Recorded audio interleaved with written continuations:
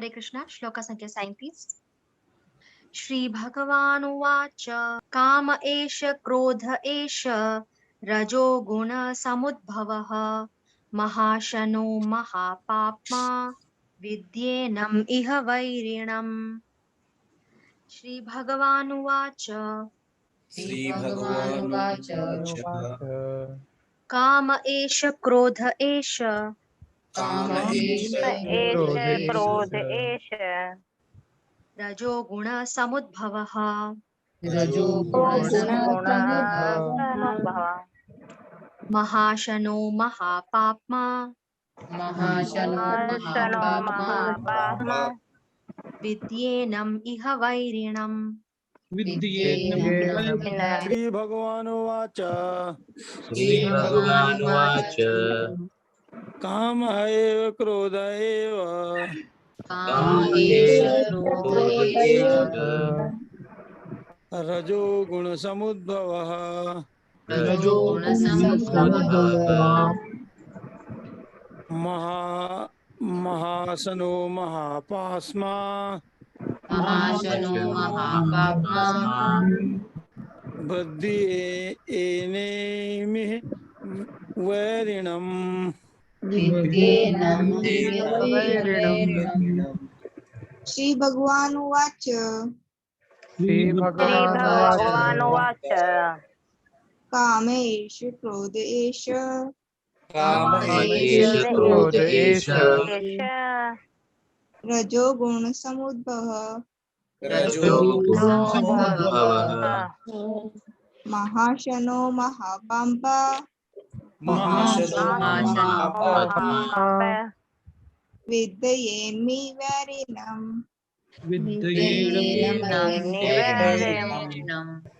श्री भगवानुवाच श्रीभगवानुवाच काम एव क्रोध एव एष काम एष क्रोध एष रजो गुण समुद्भवः रजो गुणसमुद्भवः महाशनो महापापात्मा महाशनो महापाप्मा विद्येनमिह वैरिणम्। हरे कृष्णा। अनुवाद रिपीट हरे बोल। श्री भगवान ने कहा हे अर्जुन इसका कारण रजोगुण के संपर्क से उत्पन्न काम है जो बाद में क्रोध का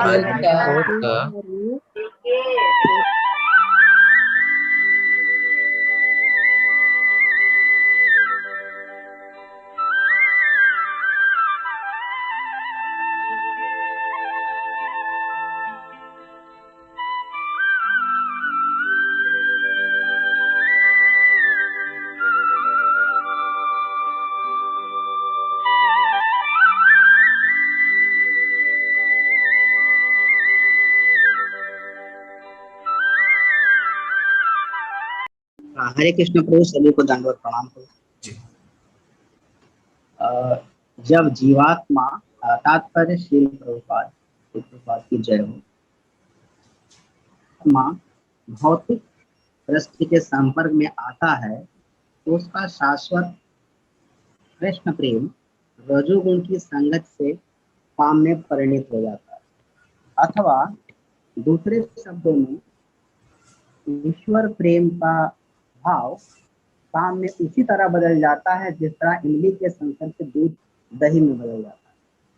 और जब काम की संतुष्टि नहीं होती है तो वह क्रोध में परिणित हो जाता है। क्रोध मोह में और मोह संसार में नियंत्रण बना रहता है। अतः जीवात्मा का सबसे बड़ा शत्रु काम है, और ये काम ही है जो विशुद्ध जीवात्मा को इस संसार में फंसे रहने के लिए प्रेरित करता है। क्रोध तमोगुण का प्राकट्य है। ये गुण अपने आप को क्रोध तथा अन्य रूपों में प्रकट करते हैं।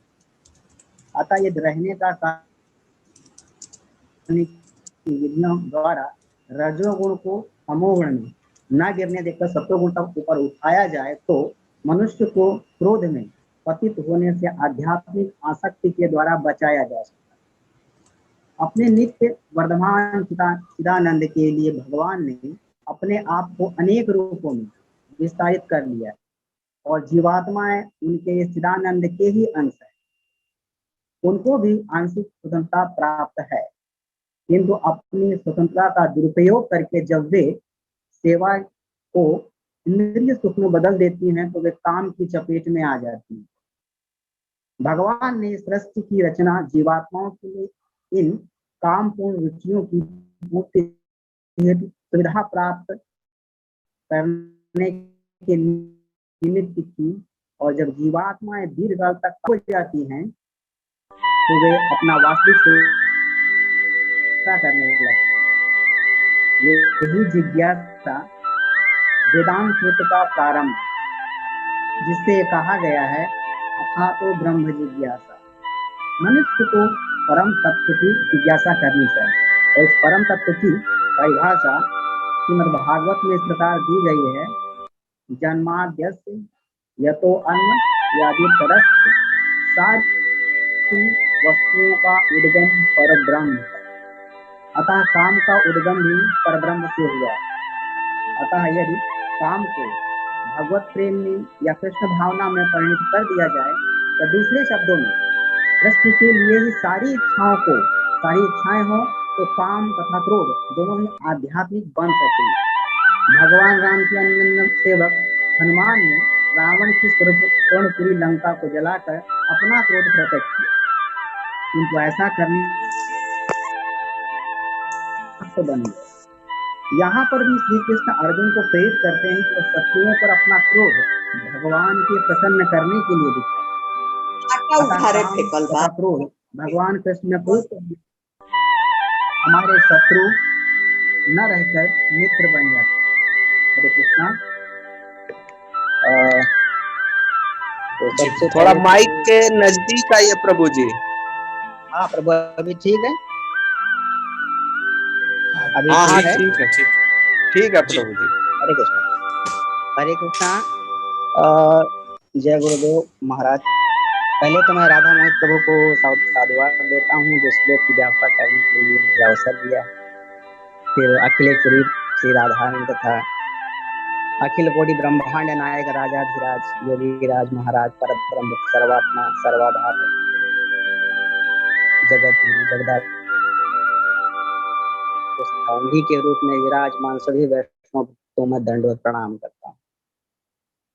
इस श्लोक में ये बताया गया, जैसे ये श्लोक है, इस श्लोक में एक्चुअल में ये सिंपल एक ही श्लोक नहीं है। इसमें सबसे पहले 36 नंबर जो श्लोक है और 37 नंबर श्लोक, ये दोनों का एक जैसे 45 अंश का एक कोण, दूसरा 45 अंश का, तो 90 अंश का कोण होता है, तो कोटि पूरा कोण हो जाता है, तो समकोण पूरा हो जाता है। यानी एक न्यून कोण और दूसरा न्यून कोण बना करके संपूर्ण कोण बन जाता है, 90 अंश का बनता है। ठीक उसी तरह से ये 36 नंबर श्लोक और 37 नंबर श्लोक दोनों एक दूसरे के पूरक हैं।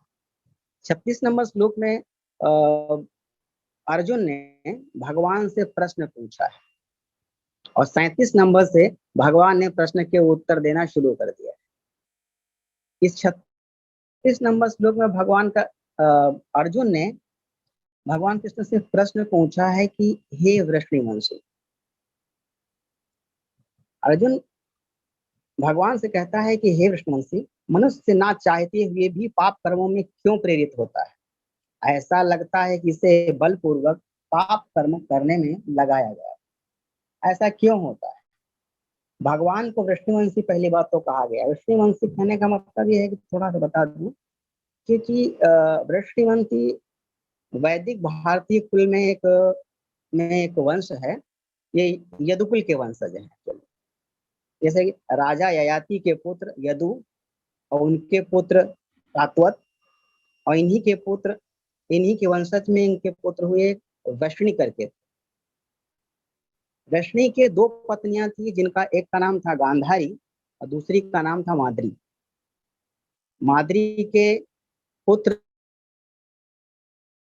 उनका नाम था देवमेड़ और इन्हीं के वंशज में भगवान श्री कृष्ण के पिता वसुदेव ने जन्म लिया था, और जो देवमीड़ के पौत्र कहलाते हैं, इसलिए ये यदुवंशी भी कहलाते हैं और साथ में ये वृष्णिवंशी भी कहलाते हैं।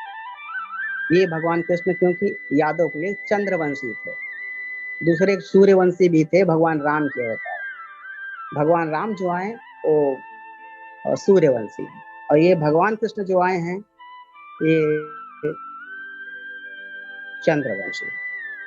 राम के वंशज में जैसे राजा पृथु थे, उनके वंश में जैसे आया है अजय है, रघु है, दिलीप है, पुरवा है, नहुस है, इक्ष्वाकु है, भारत हुए, राजा मानधाता हुए, इस तरह से उनके वंश में आते हैं। अब यहाँ पर ऐसा है कि भगवान विष्णु पुत्र कहता है कि भगवान उनको बताता है, पूछते हैं भगवान से कि ये भगवान कृष्ण मुझे बताओ कि ऐसा क्यों होता है, कब होता है। तो इसका श्लोक में थोड़ा सा आगे इसमें बताया गया है कि ये कोई भगवान की इच्छा नहीं है, भगवान इसमें जरा भी कोई मतलब इन्वॉल्वमेंट नहीं रहता। इसमें वह बताते हैं ऐसा कि प्रपात बताते हैं कि जब जीवात्मा अर्थात शुद्ध आत्मा एकदम शुद्ध है। प्रवाद बताते हैं कि जब जीवात्मा भौतिक गुणों यानी माया के संसर्ग में आता है तो वह दूषित हो जाता है, जिससे वह पापों में प्रवृत्त हो जाता है। इसलिए वह शुद्ध आत्मा अर्थात कृष्ण प्रेम कभी कभी इच्छा के विरुद्ध भी पाप कर्म करने लगता है। आत्मा अर्थात ये जीवात्मा ईश्वर का एक अंश है, ईश्वर का अंश है। जो शुद्ध आध्यात्मिक का उल्लेख हुआ है कि आत्मा क्या है, कहते हैं ईश्वर अंश जीवय विनाशी चेतन अमल सहज सुख राशि। ये जो आत्मा है, चेतना का तो हम बाद में डिस्कस करेंगे क्योंकि लंबा प्रोसीजर है चेतना है। जो चेतन है, दूसरी बात मतलब चेतन अर्थात इसमें चैतन्यता है, क्या क्या कैसे बनता है क्या है इसका बाद में क्वेश्चन करेंगे। दूसरी अमल माने ये शुद्ध है, सहज सरल है, सुख राशि अर्थात ये आनंदित। और यही चीज भगवान कृष्ण गीता में भी कहते हैं, आत्मा मेरा अंश है। अंश को गीता के माध्यम से भगवान कहते हैं ममई वांशो जीवलोके जीवभूत सनातना मना संस्थान इंद्रियान प्रकृति स्थानी कर सकते, अर्थात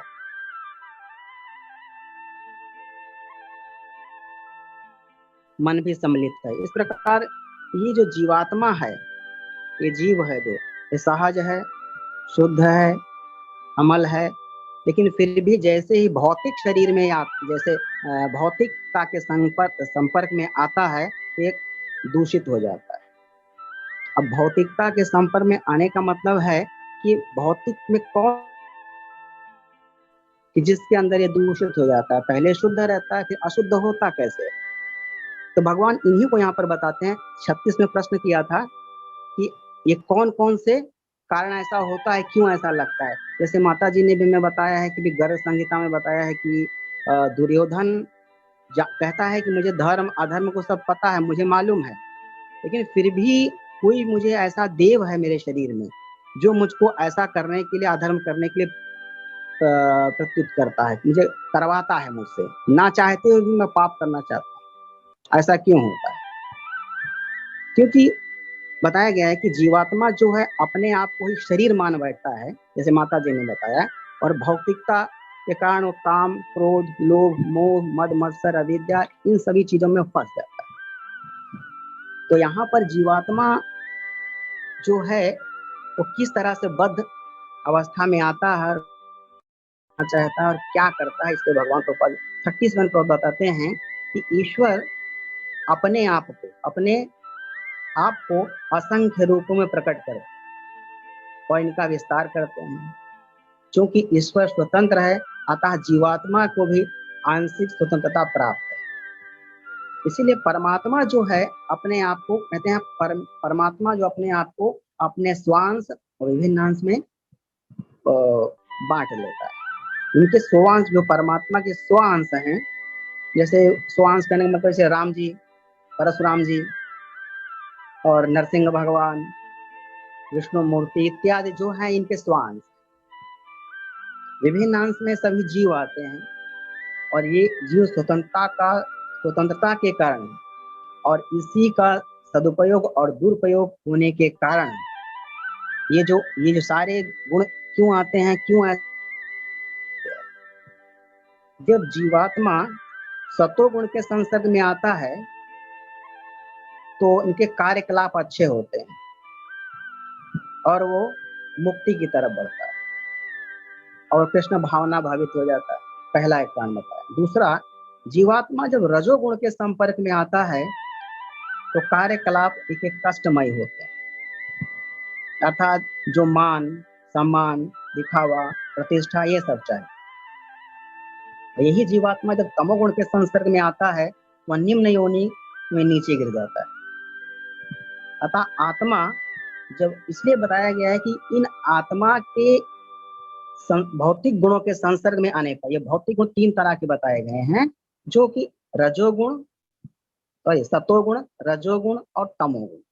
जब मन जब इनके संबंध में आता है और यदि दुरुपयोग कर, क्योंकि भगवान स्वतंत्र है इसलिए आंशिक रूप से उनका अंश होने के कारण ये आत्मा भी स्वतंत्र रहता है।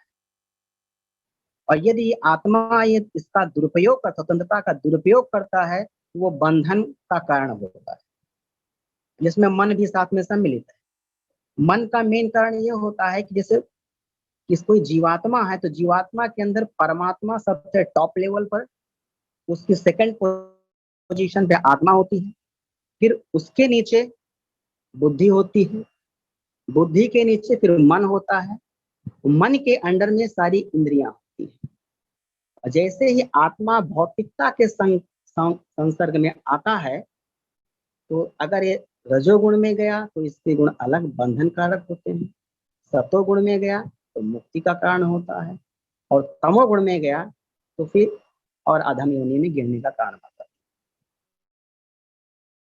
है। कि आत्मा जब रजोगुण के संपर्क में आता है तो काम भाव में प्रकट होता है और संतुष्ट ना होने और संतुष्ट ना होने पर इसे क्रोध में परिणत हो जाता है, और क्रोध मोह में, और यही मोह काम वासनाओं में भ्रमित करके संसार के 84 लाख योनि में फिर इस जीव को डाल देता है। इस कारणवश ये बद्ध जीव जीवन भर इंद्रियों द्वारा संघर्ष करते रहे। इंद्रियां कौन? अब यही इंद्रियां हैं काम क्रोध लोभ मोह मद मत्सर अविद्या, इनको घुमाते रहती हैं। अब इनसे छूटने के लिए प्रभुपाद ने बताया है, इनसे छूटने के लिए जैसे काम और क्रोध ये सब चीजें जो हैं तो ये भौतिकता के संसर्ग में आने पर होती है, और इनसे छूटने का एक उपाय बताया है प्रभुपाद जी ने, भक्ति भावना में जाओगे। और भक्ति भावना वो कब होगी? जब आप भगवान कृष्ण का भजन करोगे, हरे कृष्णा कृष्ण कृष्ण हरे हरे, हरे राम राम राम हरे हरे। ये जब आत्मा रजोगुण के संपर्क में आती है तो काम क्रोध मोह में बढ़ करके 84 लाख के चक्र पे बढ़ जाती है। इस कारणवश ये बद्ध जीव जीवन भर संघर्ष करते रहता है। जैसे महाभारत में देखा जाए, जैसे भीष्म पितामह द्रोणाचार्य थे, और इनको ये सब पता था, कर्ण को भी पता था कि मेरा परिणाम क्या होने वाला। सब जानबूझ करके भी इन्होंने अपनी अपनी अट, जो इनके एक प्रण किए हुए थे, उनके हिसाब से इनको मौत के मुख में जाना पड़ा। बाकी इनको सब पता था, जबरदस्ती इनको उस चीज को करना पड़ा। ये सारे जानबूझ करके अधर्म के साथ देखते रहे। दूसरा, प्रभुपाद जी ने कहा इस क्रोध को, काम को, काम वासना को या क्रोध वासना, जैसे क्रोध वासना को हम, क्रोध एक ऐसी वासना है कि जिसका मतलब इंसान को आना या इसका होना धीरे धीरे मेरे ख्याल से पागलपन की थोड़ी थोड़ी निशानी होती है। क्रोध किसी को अगर ज्यादा आता है या हो जाता है तो इससे होता है कि ज्यादा करके आने पर क्या है, थोड़ा पागलपन इंसान का, क्योंकि वो भूल जाता है अपने आप को और ये मान बैठता है कि मैं ही संसार का सब करता हूँ, मैं ही सब कुछ करता हूँ, मैं ही करवाता हूँ, मैं ही करता हूँ। इस कारणवश ये माया के संसर्ग में आने पर ये जीवात्मा क्रोध के वशीभूत हो जाता है। जैसे प्रभु जी बता रहे थे कि माया के संसर्ग में आने पर, जैसे बच्चा छोटा रहे, उससे पूछा गया कि पिताजी क्या कर रहे हैं, तो बताया वो तो बर्तन धो रहे हैं। लेकिन उसको बाद में बताया जाता है कि ऐसा मत बोलो, थोड़ा बड़ा ऐसा ऐसा मत बोलो। तो कहने का मतलब जो जीवात्मा है वो शुद्ध है, आत्मा सही है, एकदम परफेक्ट है वो। लेकिन जब आत्मा ये जब भौतिक रूप के संसर्ग में आता है या भौतिक लोगों के संसर्ग में आता है, तो वो उसको फिर सिखा पढ़ा करके आगे की जो प्रवृत्ति होती है उसको सिखा देते हैं। बच्चे से पूछा गया कि भाई तुम्हारे पिताजी कहाँ हैं, किसी ने पूछा बाहर से, तो अंदर से आवाज आएगी, पापा ने बोला है। पापा बोलते हैं, उसको बोल दो कि घर में नहीं है। तो जाके उसको जाके बोलता है पिताजी बोल रहे हैं घर के अंदर पापा नहीं है, तो समझ जाता है कैसे। तो मैंने कहा वो बच्चा जो है, वो आत्मा जो है शुद्ध है, वो नहीं चाहती कोई गलत काम करे, लेकिन फिर भी उसे सिखाया जाता है, समझाया जाता है, तो वो भौतिकतावादी में बह करके फिर समझ जाता है कि नहीं हमें ऐसा बोलना है। इस तरह से इस तरह से होता है। भगवान जैसे एक छोटा सा उदाहरण थोड़ा दे देता हूँ मैं, कि यहाँ पर जैसे गर्भ के अंदर जब बालक होता है तो उसकी बद्ध अवस्था ऐसी होती है कि वो ना तो हिल सकता है स्वतंत्रता से, ना तो डोल सकता है। दोनों हाथ जोड़े हुए, दोनों पैर फोल्ड किए हुए, वो योनि के पास मात्र गर्भ की थैली में पड़ा होता है और वहां पर बहुत विचलित होता है। माँ जो भी अगर खट्टा मीठा तीखा कुछ भी खाती है तो उसको बहुत तकलीफ होती है। तो भगवान को याद करता है कि हे प्रभु, हे भगवान, हे नारायण, मुझे यहाँ से निकाल दो। जैसे ही आप मुझे यहाँ से निकालोगे, मैं इसकी बात सच बोल रहा हूँ कि मैं आप भगवान का ही भजन करूंगा, मैं मंत्र भगवान का ही जपूंगा। हरे कृष्ण कृष्ण कृष्ण हरे हरे, हरे राम राम राम हरे हरे। इस तरह से वो भगवान गर्भ में रहते हुए भगवान से, मतलब योनि में रहते हुए वो प्रार्थना करता है, दोनों हाथ जोड़ते, क्योंकि बहुत तकलीफ होती है। मल और मूत्र की थैली उसी बाजू में ही रहती है, उसको बहुत छटपटाता है, लेकिन बद्ध होने के कारण बेचारा कुछ नहीं कर सकता है। और जैसे ही वो क्योंकि उसने अंदर पे प्रतिज्ञा कर भगवान से कह दिया होता है कि मैं आपकी सेवा करूंगा, सब कुछ करूंगा, लेकिन जैसे ही वो माया के संसर्ग में आता है तो फिर वो क्या करता है, हम सभी को पता है। तो जैसे ही बाहर आता है, माया के संसर्ग में आता है, तो इस प्रकार इसी तरह से जो भगवान वेदव्यास के पुत्र श्री सुखदेव जी महाराज थे, अपनी माता की योनि में गर्भ में कम से कम नहीं तो 12 वर्ष तक, 12-13 साल तक का कुछ तो रहे।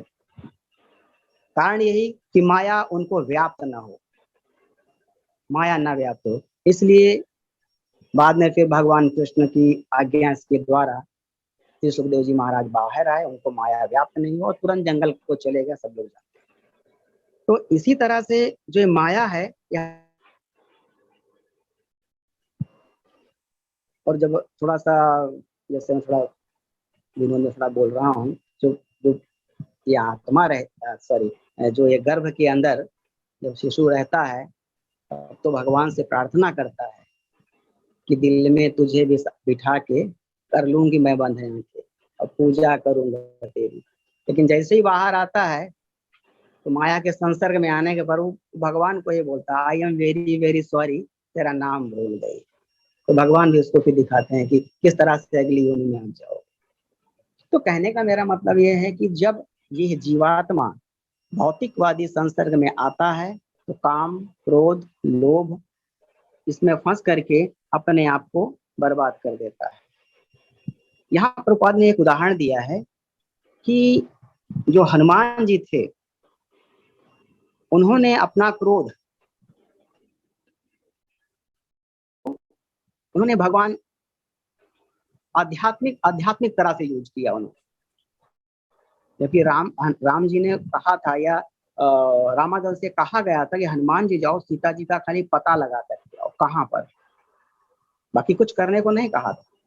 लेकिन जब जैसे ही लंका में, क्रोध की नगरी लंका में, रावण की लंका में हनुमान जी पहुंचे, उनको बड़ा क्रोध आया कि माता कैसे बद्ध अवस्था में, मतलब एकदम शांत अवस्था में बैठी हुई, फिर भी रावण ये उसको अनाचार और अपशब्द बोल रहा, इसलिए भगवान को क्रोध आ गया।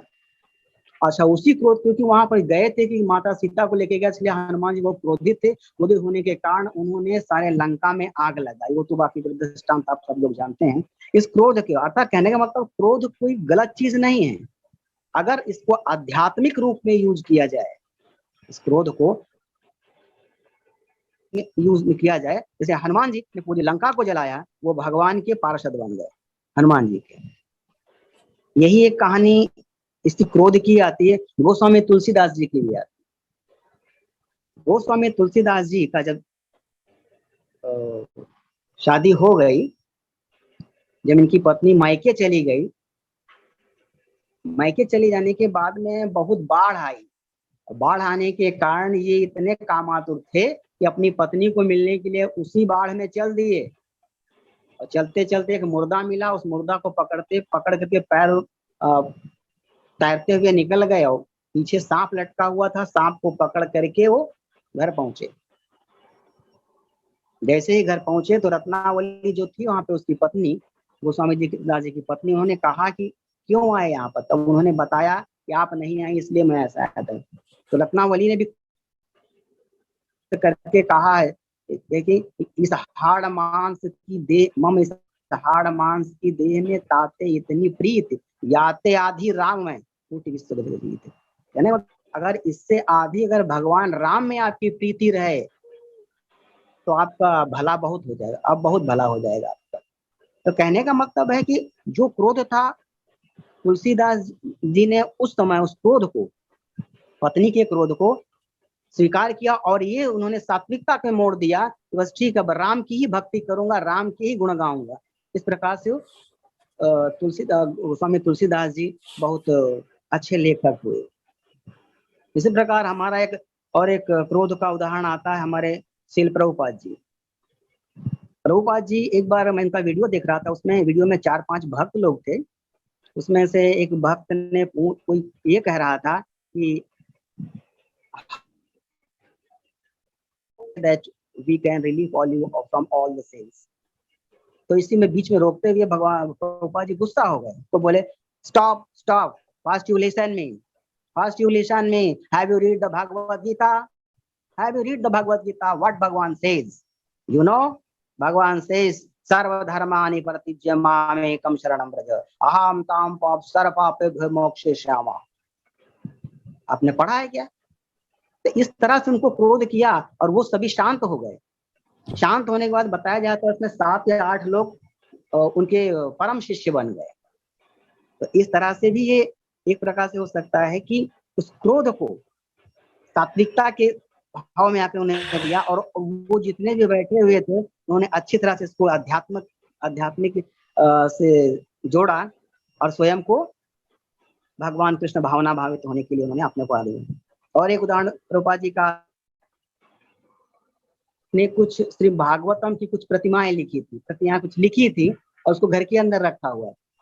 और कुछ कारणवश वो कोलकाता चले गए थे या कलकत्ता चले गए थे। हाँ, जब वहां से आए तीसरे दिन तो उन्होंने पूछा कि मेरी यहाँ पर कुछ प्रतियां लिखी हुई थी, कुछ और पेपर थे, कहाँ चले गए? तो उनकी पत्नी ने क्या जवाब दिया, वो पेपर यहाँ क्यों रखे थे? वो मुझे लगा रद्दी है, मैंने रद्दी वाले को दे दिया है।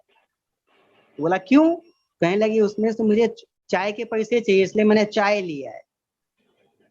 प्रभुपाद ने तुरंत कहा कि तुम्हें चाय चाहिए कि मैं चाहिए? उनकी माता जी ने क्या कहा कि मुझे चाय चाहिए।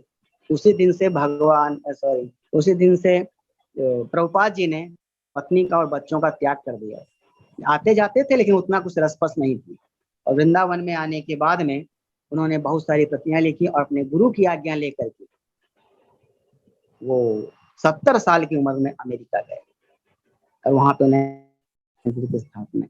इस तरह से प्रभुपाद जी बताना चाहते हैं काम और क्रोध ये जब रजोगुण के संपर्क में आते हैं तो अपना विशिष्ट गुण दिखाते हैं, लेकिन अगर हम इन काम और क्रोधों को अगर भगवान कृष्ण की भक्ति की तरफ मोड़े,